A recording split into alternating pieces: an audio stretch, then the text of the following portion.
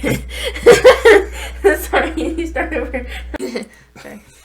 Hi, everybody, and welcome to the first episode of the Sophia Amor podcast. Sophia Amor, that is Wisdom and Love podcast. Super excited to have our first episode here today and our first special, amazing, wonderful guest. We got Olive here. Say hello, Olive. Hi. Hello, hello. We're so glad to have Olive here today on our Wisdom and Love, that is Sophia Amor podcast. So, Olive, this is super exciting. Really glad to have you. Yeah. Yeah. What made you want to come on the show when we asked you? I thought it was a really interesting idea, and I love to share my thoughts, and I thought it would be really nice to come on and just, talk about things, and maybe that could, help somebody out there. That'd be Nice. I love that. That is what this is all about, helping people, giving different perspectives, sharing perspectives, and hey, we're trying to figure it all out together, right? Yeah. So, okay, you're 14 and you're in high school. So, how's that going? How's it going so far? It's going pretty good. The beginning of it was a little rough, but it got all figured out, so it's good. Okay. What have you figured out now?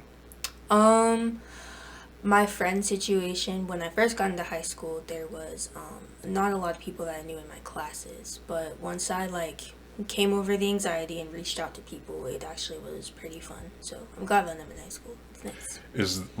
Is reaching out to people the thing that helped you work through the anxiety? What was anxiety telling you? The voice of anxiety, what was it telling you? It was telling me I have a big fear of people not liking me. So that anxiety was oh, I don't want to talk to them because they're not going to want to be my friend. But once I actually reached out, I learned that there's really nothing to be anxious about because, they do want to talk to me, and I don't have to be so anxious about that. That's really awesome, because I think that's really relatable to have certain thoughts, and then the thoughts make you feel hey, this is a fact. And then you, instead of feeling because a lot of us, we can just think that a thought is factual, but it's not, it's a thought. And you did something to challenge that thought, which was reach out to someone. So that was hard to actually go ahead and take that step. And what did reaching out to someone, does that mean a text message or sitting with someone at lunch? What do people do? I mean, you're 14. What are people doing at the age of, what does that look like now? Because maybe that looks different than when I was in school. Nowadays, I just try to with the people that I'm sitting near, because we do still have tables in some classes. If someone's sitting next to me, all I have to do is just say, hi, how are you? What's your name? Just getting to know you.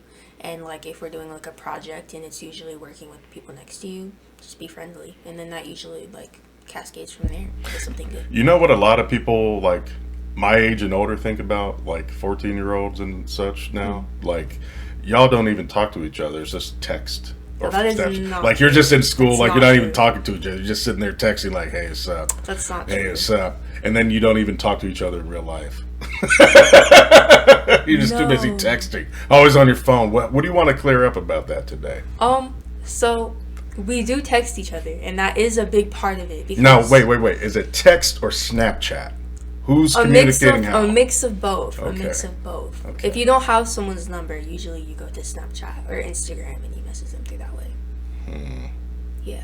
But if we do see each other, we're definitely talking in person. You should know by the volume of the classrooms in my school. How loud everybody is. Yes. Is that a struggle for teachers? To get everybody to quiet down? Sometimes. It is more of a struggle in earlier grades, but with upperclassmen and older people, it's not really that big of an issue. The upperclassmen are kind of more settled. Yes. So how do you the maturity level of a early high school age classroom? What is that like getting through? It's definitely a struggle because some people are more quiet and are more mature and are not talking about things that an elementary school student would, or like trending topics like that. I don't know if anybody's heard of like Skibidi Toilet. Oh my gosh! Yes, everybody is talking about Skibidi. Please tell. Not. And you know what? People don't even know what Skibidi Toilet is. Honestly, some people do. Some people have an idea. Clear it up for us right now. What the freak is this Skibidi Toilet stuff? So my little cousin recently was talking to me about it. So I only know because of him. But it's like this man, and he's like coming out of a toilet, and I think that's what it is. A man is coming out of a toilet, but like it's just like his head, and then his neck is coming out, and then it's a really long neck with a head. It's really weird. I don't know why it was trending in the first place. What? Hold on. So a dude's head is coming out of a toilet. And he's saying skibbity? I think so. He's saying skibbity? So. What? I sound so. like a velociraptor when I just did that. Your voice was very high pitched. That was an Ariana Grande note. I can't do it. I'm not Ariana. I'm still working on it. It's okay. You'll get there. We'll hold you. She's dating SpongeBob now. She is dating SpongeBob. You have a good SpongeBob impression? No, because I don't watch SpongeBob. You did? Didn't you watch SpongeBob at some point? No, I wasn't allowed to. I have a really bad SpongeBob impression. Would you like to hear it? Sure, go ahead. I told you it was bad. You know what? You're like a step away from Robin Williams. I think that really? You have Thank really you. good potential. Whoa! Really good potential. That is so cool. Okay, back to Skibidi Toilet, because that's potential. So, young people today talking about Skibidi Toilet. And this means... In the younger grades. I was not expecting it, and like intentionally, but yeah, it's like a thing. But I do like how, as people do get older, and how as we settle into the year, some of the behavior has stopped, and people are realizing this is high school. Nice. So, that's well taken. Yeah. One more question about the Skibidi Toilet. Where does the Ohio thing come into it? The Skibidi Toilet Ohio Riz. I think people just take trending words or new slang and they just shove it together. I don't know what the relevance is though. I'm gonna get like super like into stats right now because it actually I've been studying this, okay? And did you know that this is like a serious topic, okay? Did you know that in the state of Ohio alone has an average of 19 suicides a day? Really? Yes. That's horrible. It is horrible. 19 suicides a day, and most of them are people your age to like early 20s. 14 to like 26, I can mid-20s. definitely see how that would be the age group. Definitely. Why is that? Why do you see that? Although texting and Snapchat and Instagram and TikTok is fun, it does take a toll on people. I personally have experienced, especially with girls, me being a girl, body image, like faces, like you can feel like so horrible to the point where you just you can just do that, and it's like really sad. And I wish that there wasn't such like a pressure on people in society to like be the best and be something that isn't necessarily obtainable. As far as like filters. Yeah, like Kim Kardashian, like that's not natural. And I think a lot of people, they like put so much pressure on themselves to look like that when that's costs thousands of dollars. Mm-hmm. So a lot of younger people are communicating with each other through technology, living with technology just as a normal part of life, and at the same time you feel like the messages that are being presented to them are taking a big toll. Yes. Based on appearances and body image and those sorts of filters and things that are there. And you said especially do you aim towards young girls? That's where it's really... Yes. Do you have a lot of friends that this is impacting as well? I think that at least like every day, like all of my friends say something negatively towards themselves that probably comes from social media. Like what? What are some of the things that maybe they might think or say? Well, I wish I was skinnier, I wish I was thicker, it's all just revolved around like body image, and they see somebody and they're like, oh, I wish I looked like them. and it's very sad to hear that like so many people just don't like the way that they look, like primarily because of the society and standards. Is it hard to feel like you have like a sense of learning about who you are and your sense of self if there's such a large comparison? Because what I hear when you say that is I'm constantly comparing myself to something else or some image or some idea, and because I'm constantly feeling like that's the comparison or that's the ideal, more energy is being spent on trying to be that thing or feeling like you're not that thing. Yeah. So that's like how does one find a sense of who they are when so much with so much conflicting energy in that space? I think that, especially in high school, when you're figuring who you are, I think a lot of the influence when you're figuring it out is usually not who you actually are or what you actually like. You're just trying so hard to fit into the norms or what is like acceptable or what's trendy. And I think it honestly takes away some of like your value or like how you value yourself. Because if you're constantly comparing yourself in like a certain way, I think it takes away all of the things that make you special and make you unique. And then that just makes you like only worth like your looks. Like for some girls, like they're only talking about like, well, I wish I looked like this. Like they're worth more than just if they're beautiful or not. That's really powerful perception and statements that you're making. You've been thinking about that a lot. Sounds like it. Yeah. You've been really thinking about that a lot. Because it's impacting you on a daily basis. How can you not think about it a lot? What is something that you wished like adults or parents or uncles or older cousins or whoever knew about the younger people in their life in this area? I think that people, especially adults, need to assume that teenagers are not like, they're not actively like, how do I put this? They're not trying to participate in these things. Sometimes it's like forced upon them, like especially with like stuff like when you're in high school, it's normal for you to try to fit in. So when parents sometimes get agitated or like, oh, a girl's taking a really long time to do her makeup, or oh, like why is that guy like spending so much time working out or lifting, I think that parents need to realize like if you were in their shoes, you would probably be doing the same thing to fit in, because nobody wants to be an outcast. And I don't think we need to like shame people for it, but rather help them accept themselves more. You know what I mean? Yeah.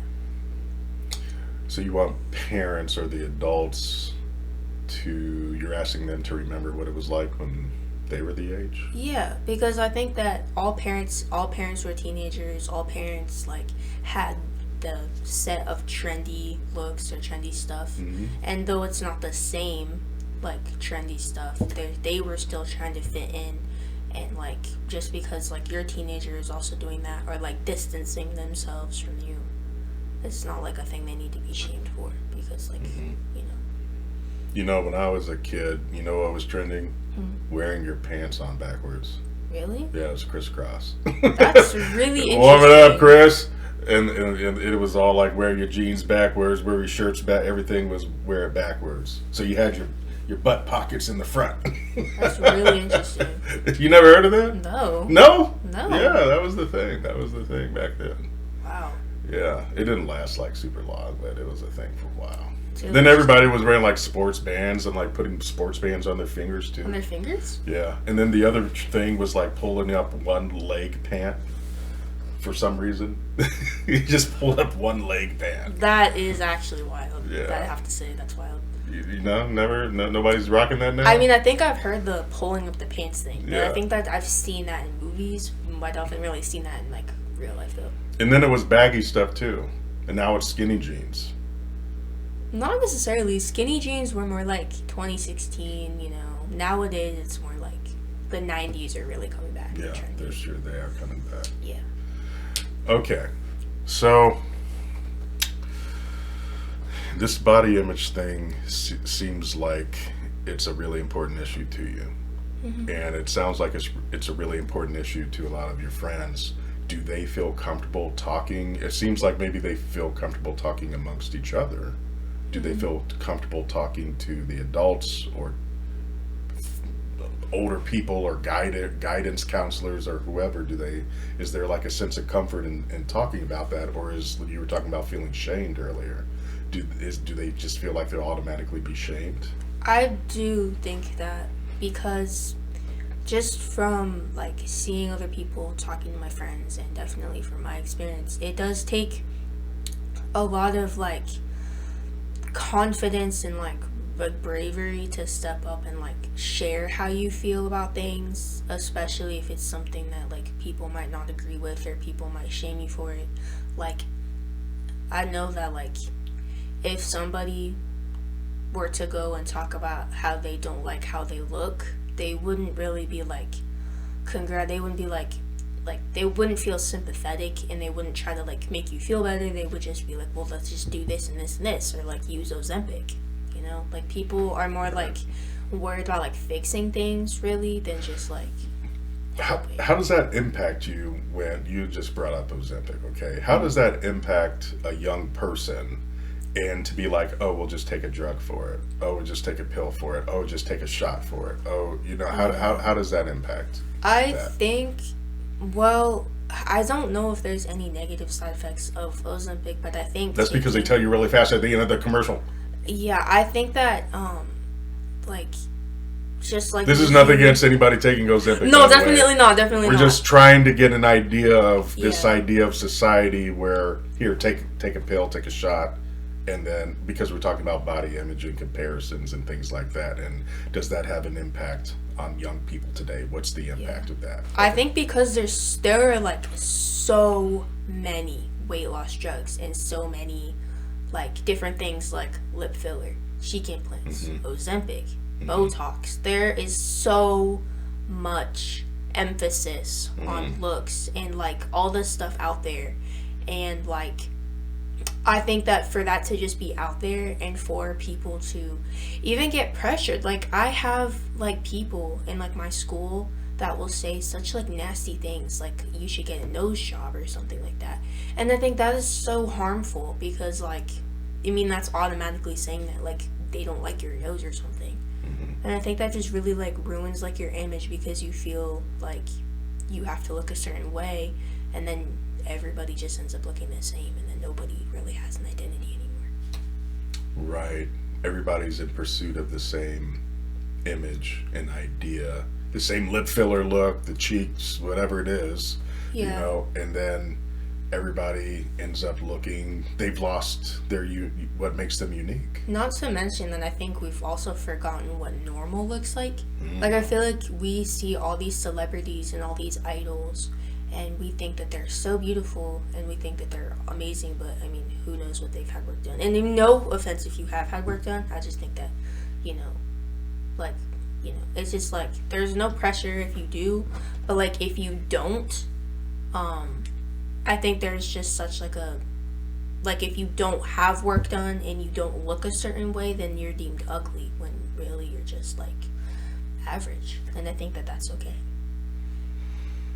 It's amazing the insight that you have here when you're talking about these things, because a lot of people assume that young people aren't thinking about much. They think that they make the assumption that they're thinking about, you know, being on their phone or texting or Instagram, and maybe they are to some degree. I know I am. Right, yeah. I mean, it's a balance. Yeah, like, right. you know. But I think it's taken for granted sometimes, or maybe not taken for granted, but it's overlooked that young people are paying attention. And you're giving us the example right now that you're paying attention to the world that you live in, and you're paying attention to the messages that society is giving you, and you're paying attention to how it's impacting you and your peers around you. And I mean, that's my thought, is that it seems like young people today, and it always seems like that from generation to generation, just ask, there's always this sense from the older generation that they did it better or they know it better. and you all just ain't thinking, you're not using your brain, all you care is the TikTok, blah blah blah blah blah, but you're not actually engaged in the world around you. What do you say to that? I think that people, like teenagers, are a lot more aware than I think people realize. Like, I mean, even just like with politics, not to like stray away from what we're talking No, about. please. But just like with politics, I have conversations with my friends about like, you know, the candidates and like the different views and what they think and their opinions. And so I think it's kind of restrictive, and I think it just like allows for more like negative behavior, really, when you just like put teenagers in a box and say like, oh, they're not thinking, and then you don't listen. Because if you're putting someone in a box and you're like, they don't have ideas and they're not thinking, they're just all about their phone, that like it loses for growth, because then we're just stuck in the way that our parents and our grandparents thought. Because new people and younger people have new ideas and they have new thoughts that could make society better, that could make things better. But if we put them in boxes then and say they don't have ideas, then nobody's going to listen, and then we can't share. Do you have some ideas about what could make society better? Yeah. What are some of those observations you have?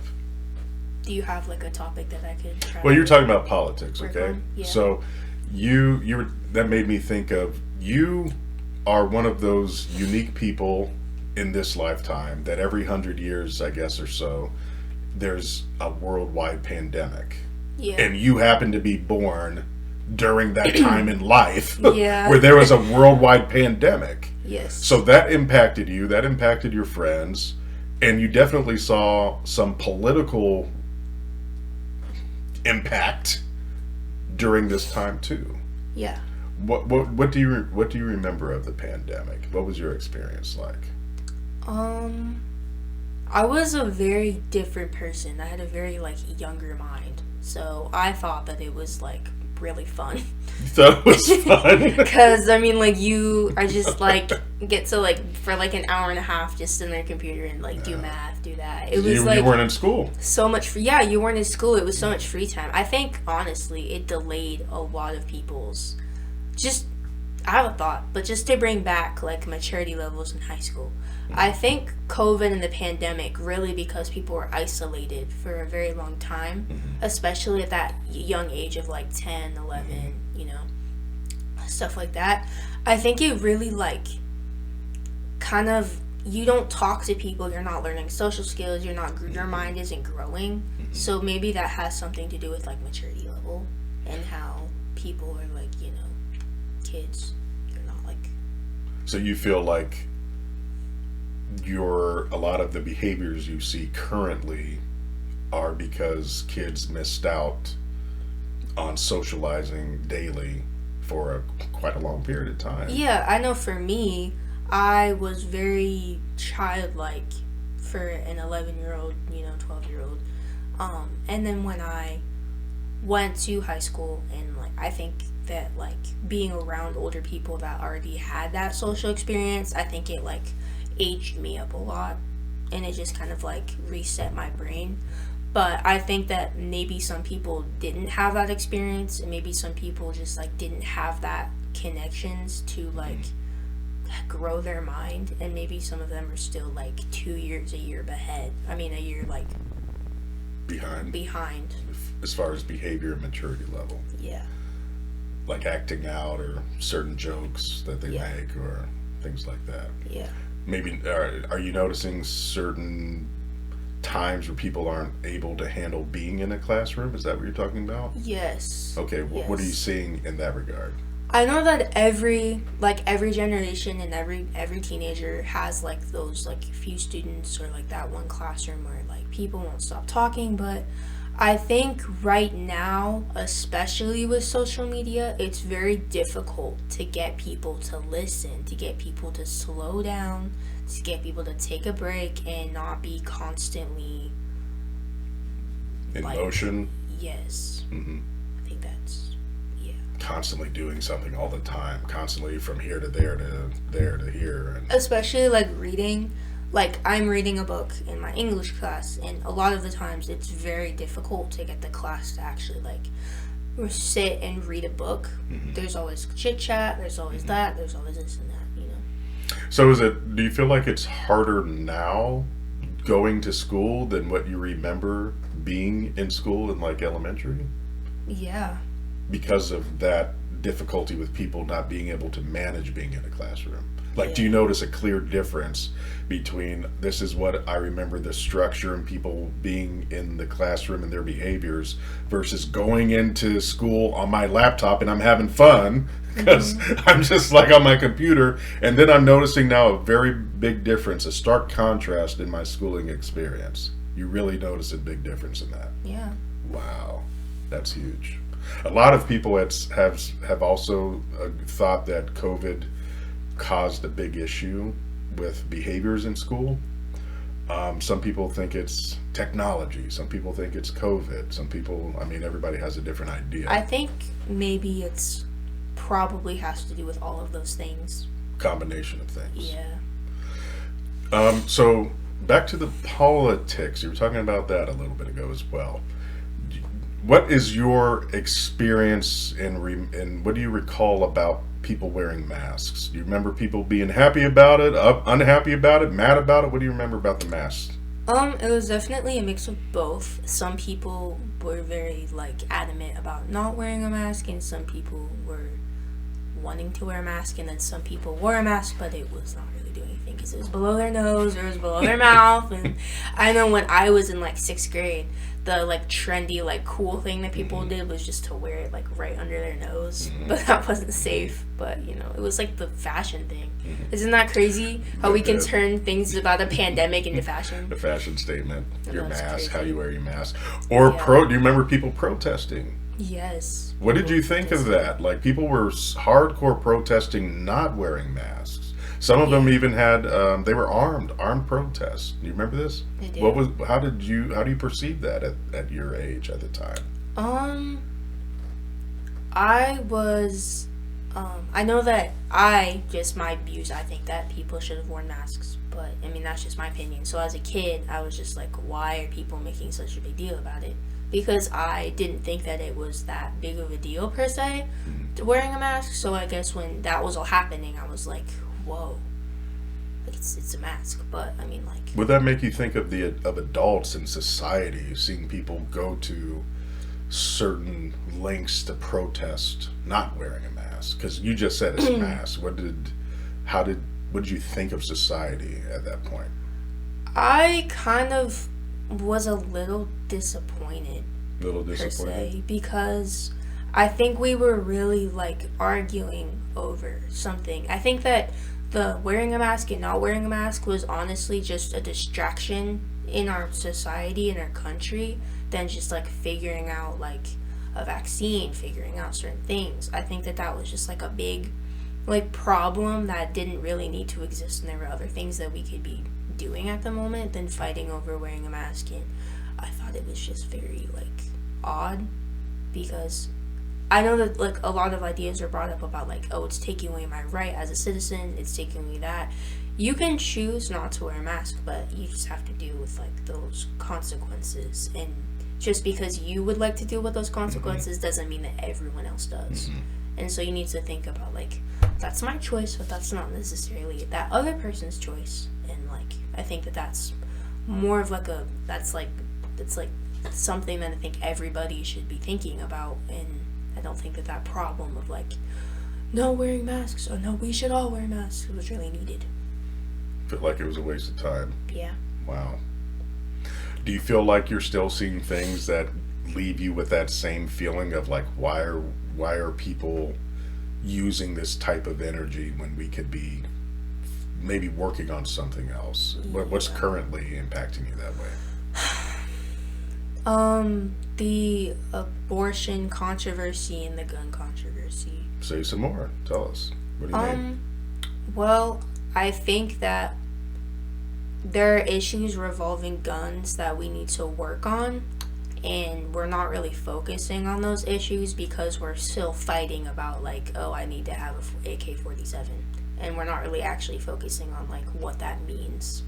Say some more. What do you mean by that? What does that mean? What are you talking about? When people when people do have guns and when people are fighting over whether or not they should have a gun, I feel like that's kind of not really needed. We don't need to be having that fight because I feel like, I mean, like, you don't need, me, just my personal thought is you don't really need that gun, and sitting here wasting time talking about it is just leading to more and more school shootings that can be prevented. When you say you don't need that gun, you mean you said AK-47, so like in a high capacity assault rifle, Yeah. or I mean, of course everybody can like have like a low like management gun for protection. I mean, we do live in a country where a lot of things happen. So I'm not shaming anybody for that. But I think that when it comes to like high intensity guns and like military level guns, because you can go and buy one, I just think that that's not necessarily needed, and that's what like school shooters go and buy. Like you can just walk in there and buy something, and then I mean like there was just one recently in Georgia that happened, right? several places. Yeah.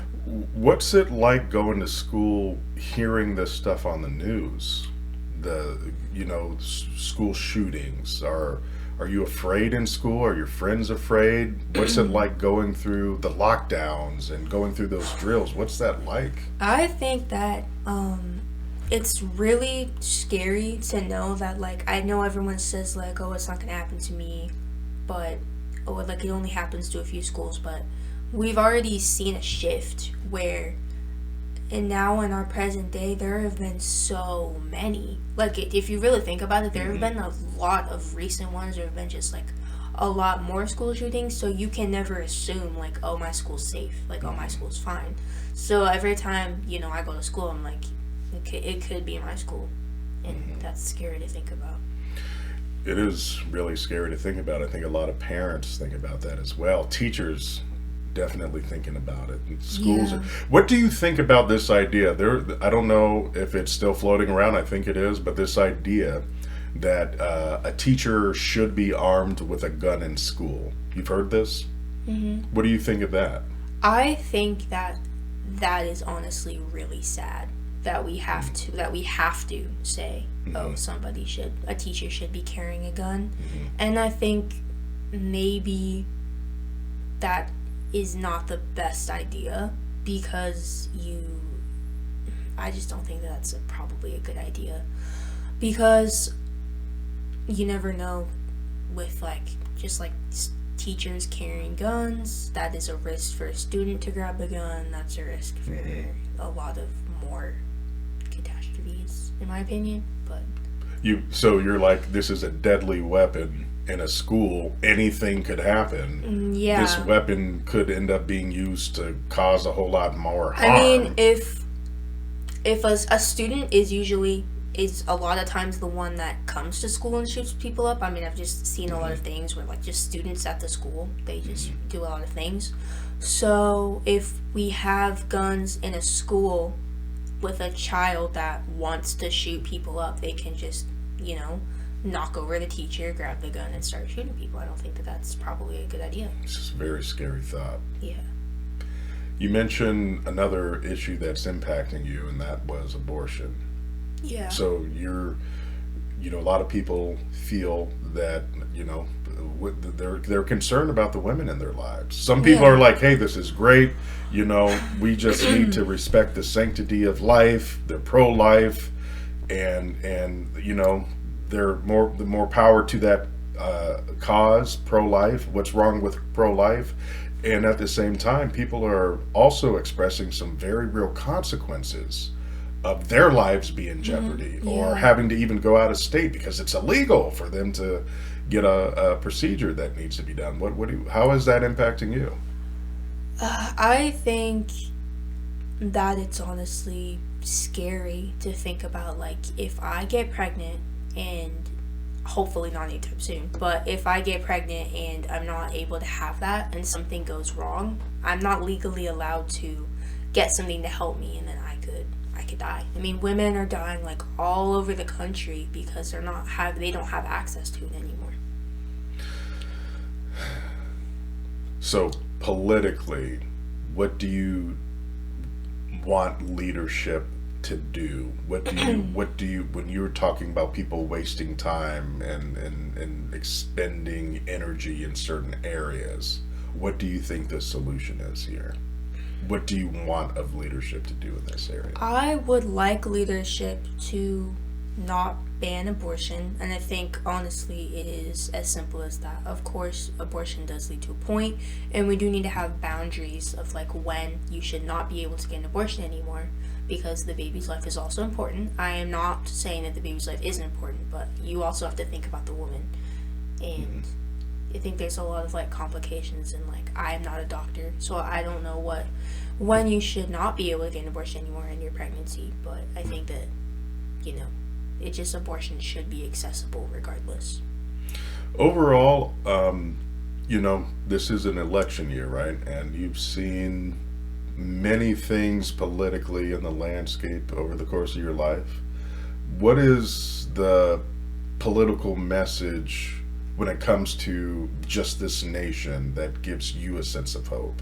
What when you hear certain leaders speak, what helps you feel like, hey, that's the vision of America as a teenager I connect with? That's the thing that gives me hope. That's the thing that I want to hear more about and see more of. Well, I think that a certain leader, Kamala Harris, when I hear her talk, because like I'm interested in that, she talks about a lot of things that's really important, like black women and their excessive in their like role in society, because that's a big topic. She talks about abortion and her views. She talks about like jail and how prison is so like messed up in some places with like cops, and Black Lives Matter was a thing, and she talks about a lot of that. And I think that hearing that is so refreshing, because I think that somebody is finally like doing something and finally coming up with ideas and finally talking about ideas that are relevant to try to make our country better, which is what a president should do. And I think that it's really refreshing, and really it gives me hope. Like, of course nobody's perfect, and Kamala Harris isn't perfect, but what she's talking about is just so refreshing to me. You connect with what she says. Yeah. Okay, so the other individual running for president is Trump. Yeah. And you're already laughing. No. What is your take on Trump as a 14-year-old? I do not personally agree with a lot of things that he talks about. So there are a lot of things that I think that he could definitely do better as a person, and do better with like what he's talking about, and maybe with what he's talking about he could research more about. And maybe, because when you are a president, you don't want to spread false information, or provide solutions that aren't necessarily beneficial. So I think that that's definitely something that he could work on, like talking about like the hurricanes. Like, you can't necessarily nuke a hurricane and have that go away, so maybe researching things would be better. What did you think when he said that people in Springfield were eating the dogs? They're eating the cats. I think that it shows a lot about his mental state at the moment, because that's not necessary. I have never, as someone who lives in Ohio... And I'm sorry, not just people in Springfield. I'm saying that because they are people, but immigrants from Haiti. Haitian immigrants are eating the dogs. They're eating the cats. I think that stems from racism, because there are plenty of immigrants in this country that are from Europe, and they're from, white civilizations in like countries that don't get the backlash that people from like minority countries, when they come in, they are treated a lot differently than people who are from Europe and are immigrants. I'm just curious, we say this term civilization, modern civilization. How would you define what makes a society civilized? I think that civilized is a term that I think when people think of civilized, they think of, like technology. They think of like certain things like that, and like having better weapons, having better that. But I don't think that civilized really means that. like when I think of like a civilized like person, a civilized society, they have like a language, they have laws, they have like good ideas, and that doesn't necessarily mean that they're like technologically advanced. I mean, the Native Americans weren't technologically advanced at the time, but they were still civilized, and they had a culture, and they had like practices in a society. So your emphasis on what you feel makes civilization is the culture and connection and bond Yeah. that people have over technological advances. Yeah. So you wouldn't define civilization as merely we wear certain clothes and have certain vehicles, or I mean, like, like, Tokyo, Japan, very technologically advanced. But say that, like, Tokyo and, like, Japan was, like, in anarchy, and they didn't have any laws, didn't have any rules, it was just people running around in their technologically advanced system, but they still had really nice things. But that doesn't mean that they're civilized because they don't have a government. If they're in anarchy, they don't have, like, you know. So is civilization, in your point of view, really about how people are treated equally? Definitely. I think that's definitely Do you think, you mentioned some things that you're concerned about as far as people not being treated equally in our society. Would you call us civilized? Do we have areas to grow in our civilization to be civilized? I think, what do you think? that we are civilized, but there are areas where we are not civilized. But there are some areas where we are. But it's very complicated.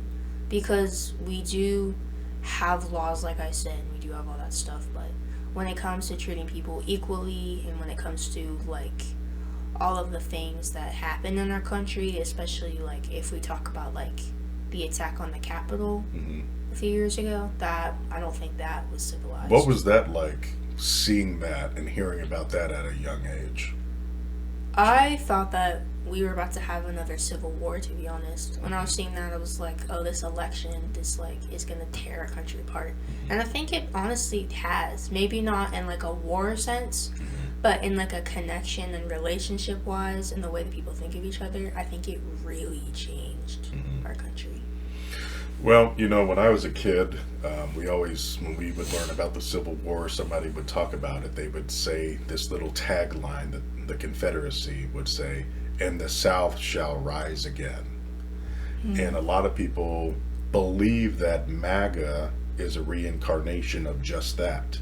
The South shall rise again. The spirit of the South, the ideas of the South, what the intention of the South, the power of the South rising again, that Confederacy rising again, but this is a new form of that. What do you think of that?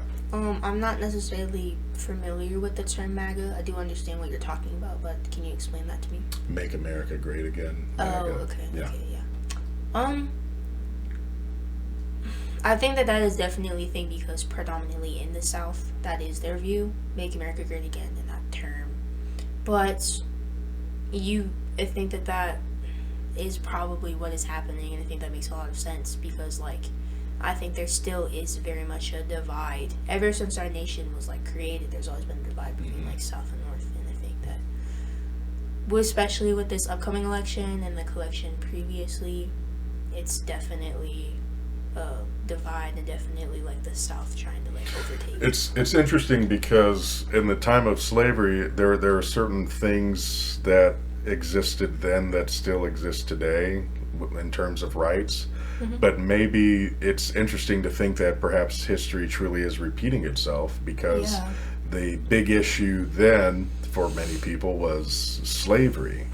But now maybe we're still talking about equal rights. However, it's not so much slavery, though there's issues with equality amongst many peoples and demographics and races in our country now.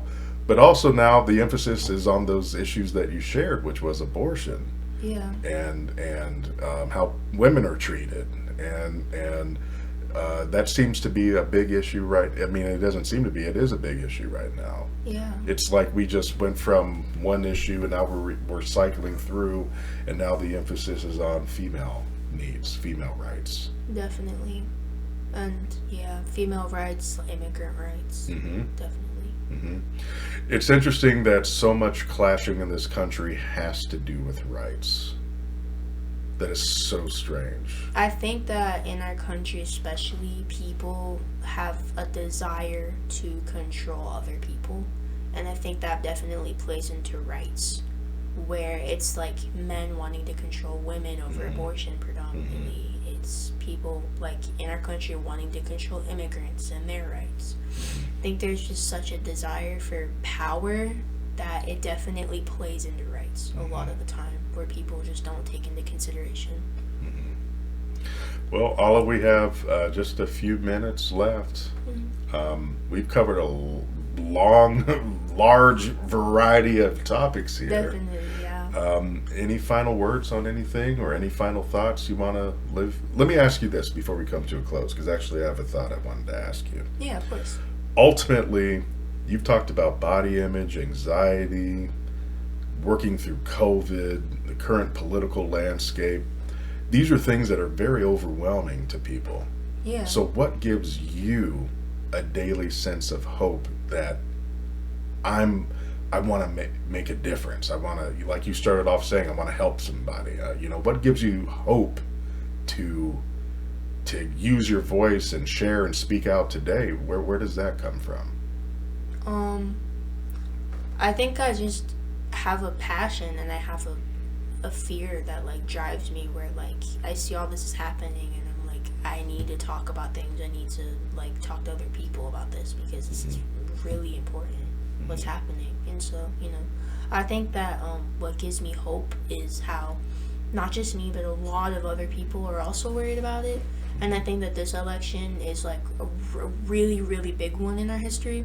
Especially, I feel like it's probably going to be in like history books because so much things are happening. But to see like a lot of people are like supporting what I support, and a lot of people are like getting out there. And I mean, like I go with my grandmother, and we passed out like those stuffs. I mean, sorry, not stuffs. Those stuffs. But, sorry, Passed not out stuffs. those stuffs. Me passed out like pamphlets for like like the Democratic Party. But I think it's like really awesome that there's so many people out there that are like with me and like stand for what I believe in and are really fighting for rights. And I think it's really awesome. I think it gives me a lot of hope that we can get better.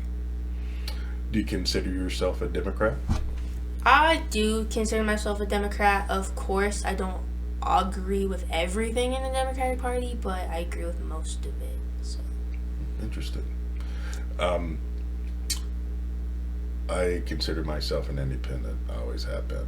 I can see that because every party has their own beliefs, and sometimes like Democrats aren't always right, Republicans aren't always right, and I think it just really depends on what that person's standing for. Because I mean, like if somebody that I agreed with more on the Republican Party had better like thoughts or ideas than a Democratic, I might vote Republican. So I can see that. Both parties have changed quite a bit for a very long. The Republican Party is not what I remember as a kid. If you go now. back into the 1800s, like it's very, very different. They are very different. They've swapped. Some parties don't even exist anymore. They used to exist, like the Federalists, Anti-Federalists, stuff like that. Yeah. That's schooling. You remember, Olive, we thank you. What words of encouragement would you want to give people as we get ready to come to a close here? Just really like stay strong and don't stress so much about what you look like or what you're doing wrong, or like just staying into it, because your value is so much more important than what people think of you, because you have value in yourself and you can value yourself. So always keep that in mind.